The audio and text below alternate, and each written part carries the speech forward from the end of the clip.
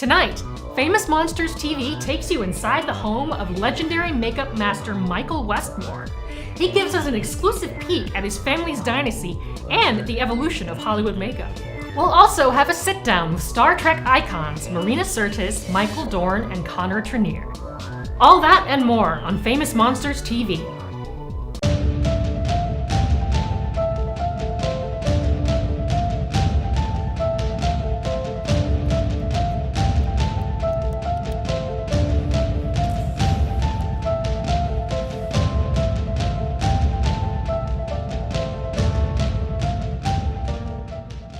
Welcome to Famous Monsters TV. I'm Holly Interlandi. Tonight, we'll be giving you a one-on-one with Hollywood makeup royalty Michael Westmore. He's going to detail hundreds of characters that he created for Star Trek: The Next Generation, Deep Space Nine, and Enterprise, as well as famous films like Raging Bull and Rocky, all of which combined netted him an Academy Award and 9 Emmys. And today, with the success of sci-fi's Face Off, he continues to inspire artists around the world. Check it out.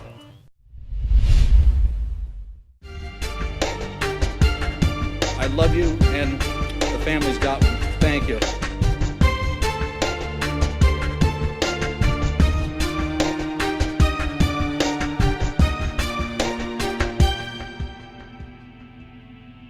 You are part of a dynasty of sorts, the Westmores, legendary in the Hollywood makeup industry. If you could point to one, or maybe two, if there are two things, what would you point to? Well, it all started with grandfather. He was a barber. He was Winston Churchill's barber. And he went off to the war, the Boer War in 1900, came back, continued in wig making and hairstyling, wound up leaving England from the Isle of Wight, going to Canada, immigrating to New York, New Orleans, winding up in Hollywood in 1917, which is 100 years this year that the family has been in Hollywood. Wow. And he went and took each one of his sons, especially Percy and Ern in the beginning, and taught them wig making and how to make mustaches, and had his first salon down in Hollywood. The area is still there. And from there it branched out little by little in the silent films. The first one we got involved with was one called Three Musketeers, where Adolphe Menjou had shaved off half his mustache, and Perce happened to be in there. He came in to see my grandfather to make the other half he had shaved off, and Perce actually made it for him. Did such a great job, impressed everybody, that the family was hired at that point to come in and create a makeup department at the studio. And from there, each one of the brothers, my dad, Perce, Ern, Wally, Bud, and Frank, wound up going to major studios. You've worked in both movies and television, obviously. You spent most of your later years doing Star Trek and television. Do you have a preference? Did you on either one, working in movie or television? How are they different, and which would you? No difference. As far as I'm concerned, the camera's rolling, somebody standing in front of it has to perform. That work that is on that actor has to be just as good, especially with HD now, just as good as you're doing for a movie. In fact, when we did 4 or 5 Star Trek movies while we were doing the television series. And I was told by production to fire my television crew and hire a motion picture makeup crew for the movie.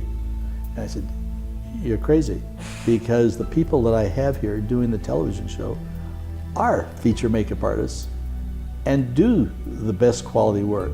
So they shut up and went away, and I would take my television crews with me. Which creature on Star Trek are you most proud of having created or designed, or was there one that was already created or designed, like the Klingons, that you had the most fun working on? I think the final one that I really loved was the Xindi lizards in Star Trek Enterprise, because we had porcupine spines coming out of their head. We really had a good third dimension on them. And there were about 12 of them, and every one of them was painted differently, so there were no two alike. As far as the rest of them go, with the Vulcans and the Klingons, I mean, it was exciting to go through and pull something up from Star Trek history and to bring it into the future, because my Klingons were different than the Klingons before. Not drastically. I tried to just add little bits, and they had foreheads on before, But I added the nose piece, because once I got the forehead on Worf, I was looking at it and going, oh my gosh, it's got Michael Dorn's nose sticking there. So he's Klingon to here and human from here down. So that's why I added the nose and the upper set of teeth to him, to be able to give him some snarly teeth with maybe a crooked tooth in there.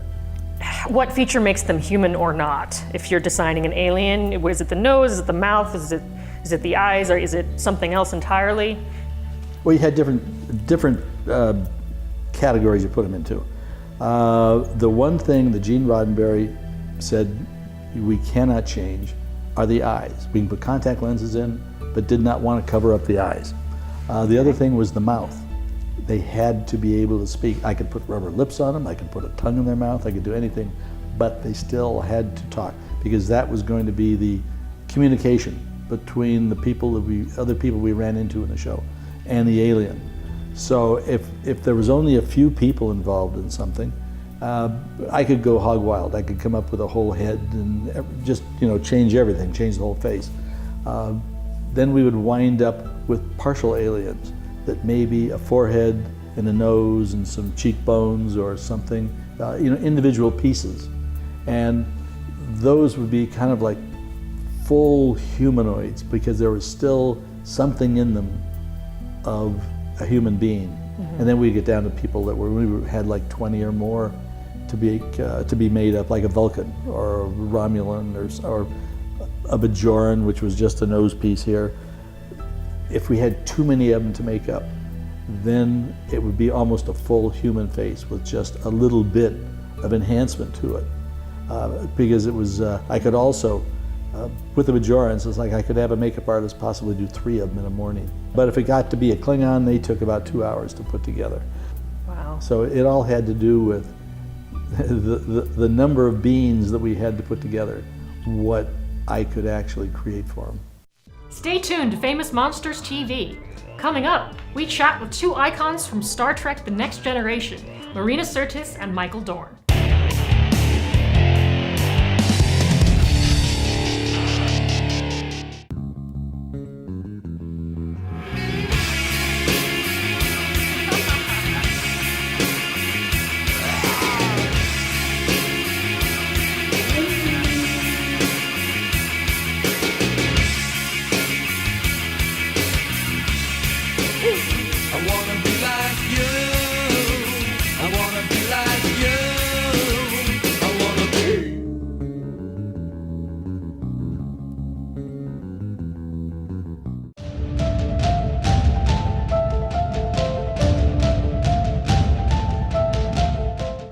Welcome back, Monster Kids!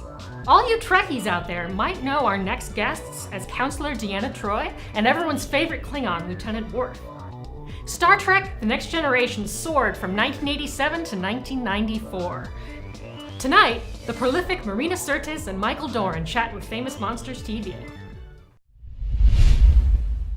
Space, the final frontier. These are the voyages of the Starship Enterprise. Its continuing mission to explore strange new worlds, to seek out new life and new civilizations, to boldly go where no one has gone before.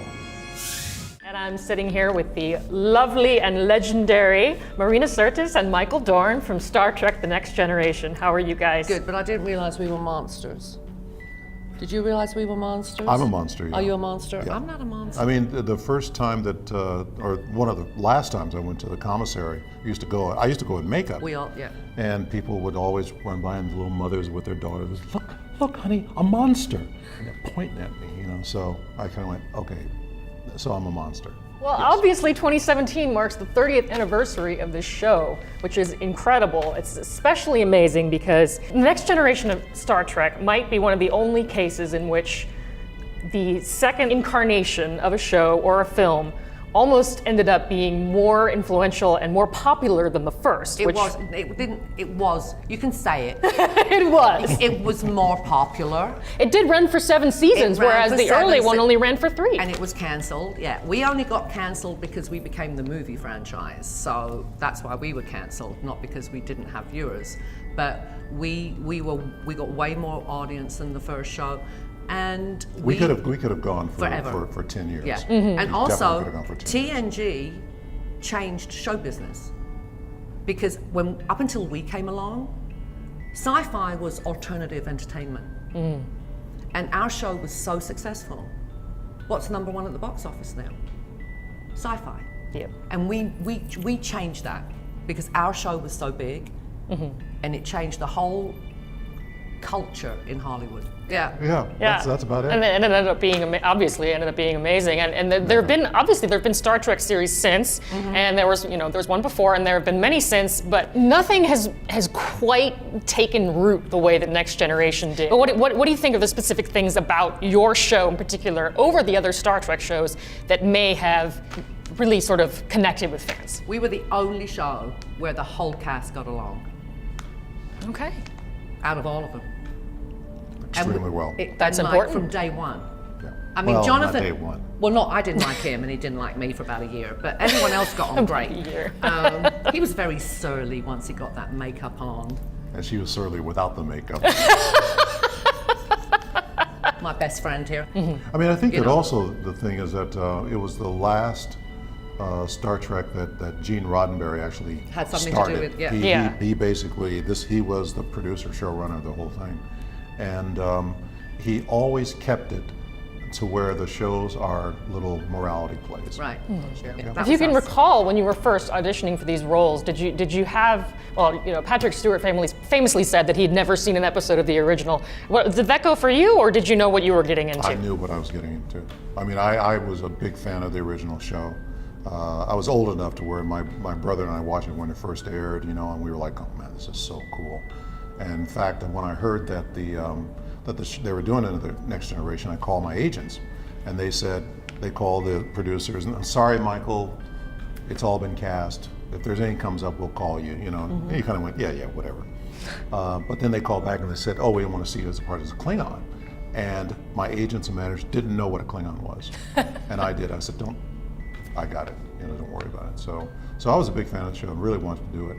So, well, you were a fan. No, I wasn't. Not actually. a fan, but you'd No. seen the show. I'd seen one episode, and I saw The Voyage Home.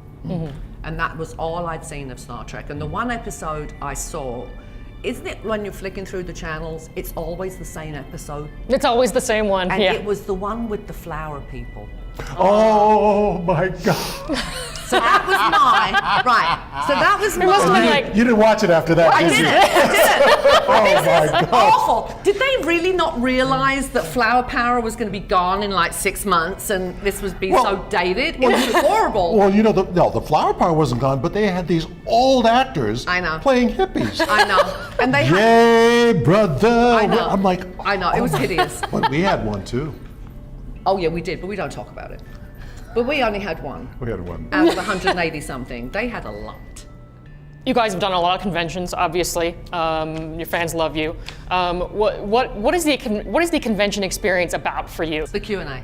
The Q&A. Yeah, the Q&A. Because we all come from the stage in my cast, and it's my chance to be in front of a live audience. I haven't been in front of a live audience in 20 years. For me, because basically you're asked the same questions over and over again, and it's kind of evolved into this kind of stand-up routine now. And so for me to get that feedback from the audience, I love that. It feeds my soul. And also, we're actually very privileged to get to meet our fans. There are very few people in show business who have one-on-one contact with the people who That's a good basically point. put them in the position they are in today. Everything we own, everything we have, we were both, he lived in a shoebox when he got Star Trek. I've been there, I was there. He was too big for his apartment. I mean, really. I love that apartment. Yeah, I know you did, but he lived in a shoebox, and I was in the minus column of all my credit cards.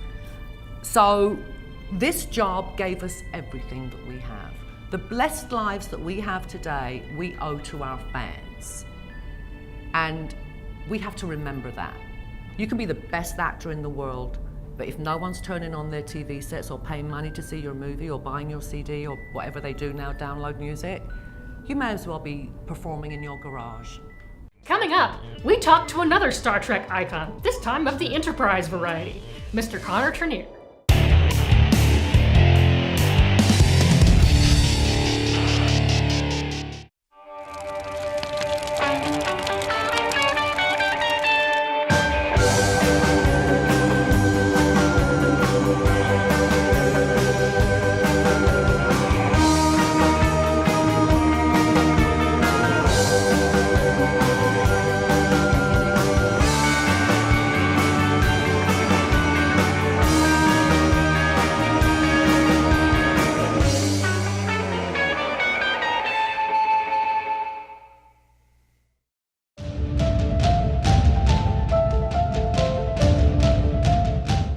Back to Famous Monsters TV. Now, we get to catch up with another Star Trek actor, this time Commander Charles Tucker from Enterprise. Connor Trenier played the character for nearly every episode, and netted himself a Saturn Award for Best Supporting Actor. Here's what he had to say. 1 minute and 49 seconds. You might want to see this, sir. Interactive status displays, secondary helm control. It's even got inertial microdampers. The ship could be shaken apart and you'd hardly feel a thing. You ignored a tactical alert for this. I want to run some colors by you for the headrest. This is all a big joke to you. Give it a rest. Now, at first when you joined the show, did you feel any pressure? I didn't feel really any pressure, most likely because I'm not a hardcore fan of Star Trek or sci-fi. And I thought at the time, like, okay, I'm Scotty. I'm gonna work like 2 days a week. I'm gonna go learn how to surf. It's gonna be awesome. I'm gonna hardly have to do anything at all. Do some things in engineering. And then I, thumb through the pilot and I'm like, oh man, I am throughout this whole thing. At the end of the year, they'd ask, what did you think? And I'd always kind of just be blown away because there'd always be at least 3 episodes every year where I was, really surprised at what they were asking me to do and be like, I'm what? I'm cloned, I'm pregnant, I'm this, I'm that. So it was really satisfying. And I'm sure that must have been a good environment to keep things fresh for you. I think it helped that, the voice of Trip, he really wasn't locked into a little bit of a military sense of the show and just a sense of what the show had been like in the past. So he had the freedom, and I had the freedom within him. Now, how much of your personal self, you as a person, did you bring into this character? I think anytime you do a character for that long, there's no way that you can't bring a lot of you to the table. He's the closest to me of anyone I've ever played.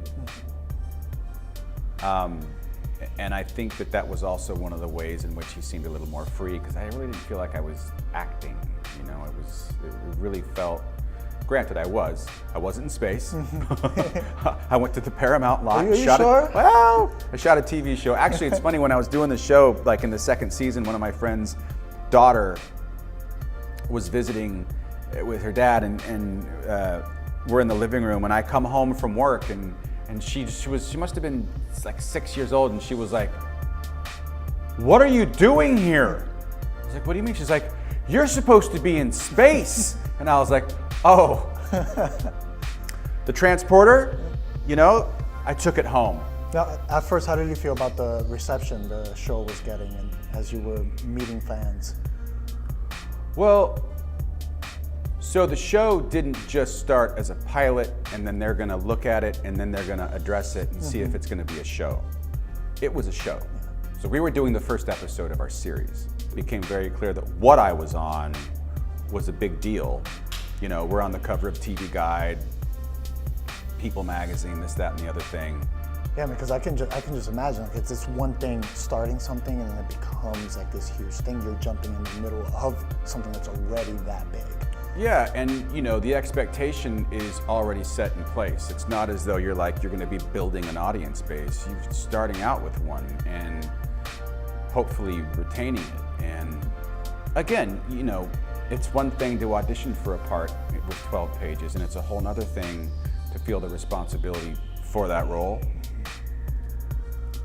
You know, there were a few times where I had to take some deep breaths, but you know, at the end of the day, you know, I'm an actor.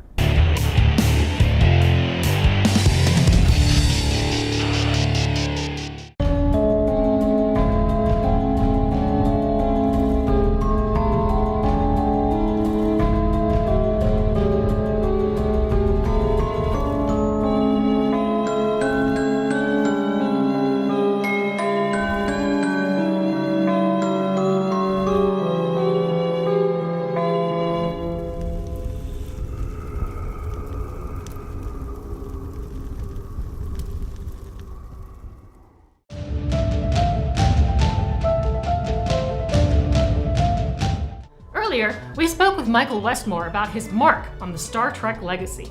Let's go back to his home now so he can give us more of his rich history in the makeup industry. From Rocky to Raging Bull, he takes us straight into the pages of his new memoir, Makeup Man. Hi, I'm Michael Westmore, and you're watching Famous Monsters TV. So let's talk a little bit about your history, your early history, the studios you worked for. Did you have any expectations about the kind of work that you'd be doing for them? Were you a fan of the genre films, or did you just go in anywhere where there was a makeup I don't think I was department? a fan of anything in particular. In fact, there was still, when I came to Universal, it was 1961, there was a Creature in the Black Lagoon suit and head, hands, and feet hanging in the lab.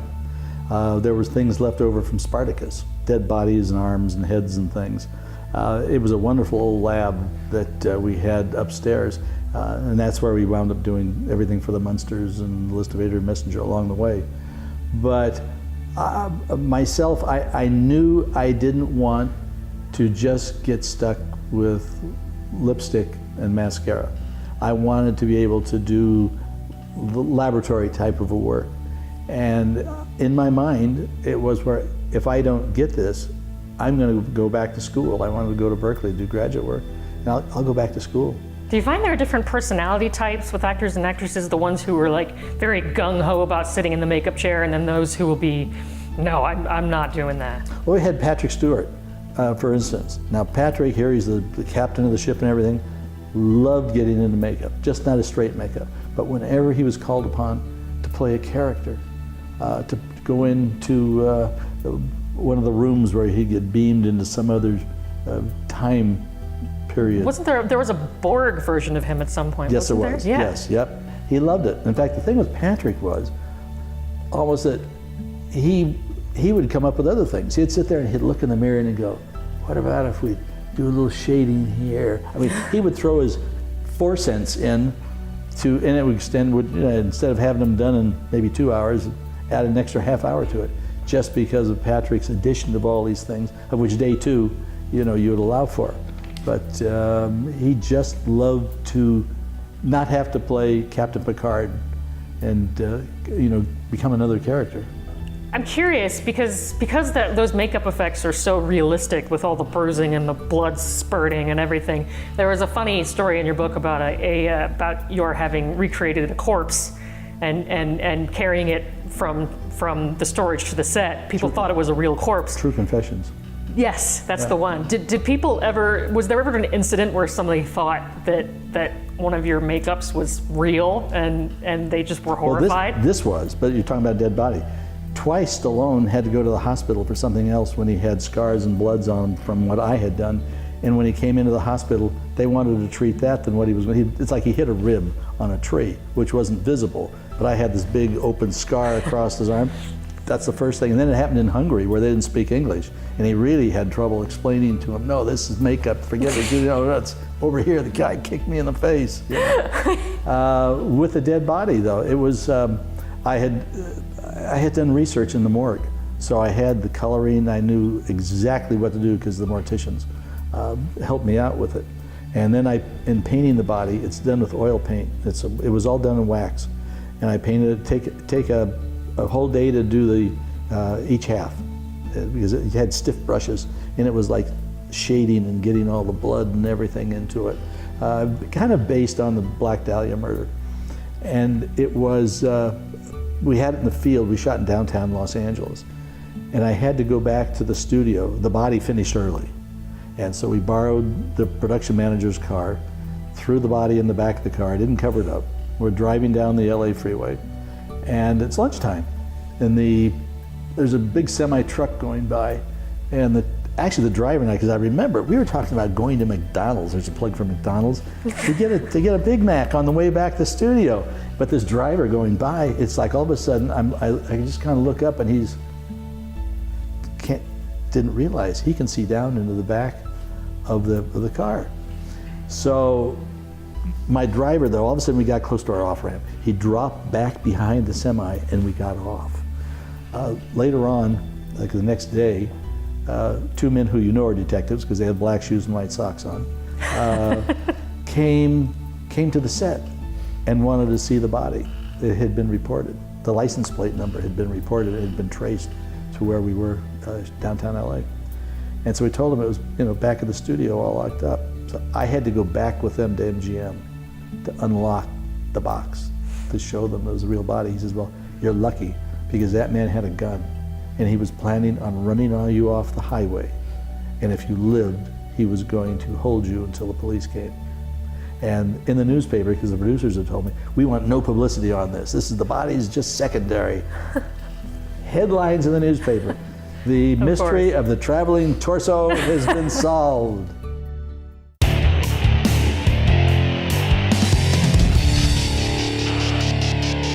Hi everybody, my name is Kevin Lyons from Famous Monsters TV. And up next, a brand new striking segment called Holly Reads a Book. Welcome back everybody, I'm Kevin and I'm here with Holly and we're going to talk about Michael Westmore's book, Makeup Man. Yeah. So did you read the book? I did. You did? How long did it take you? A little less than 48 hours. That's it? It reads very quickly. Was there anything in the book that just took you by surprise?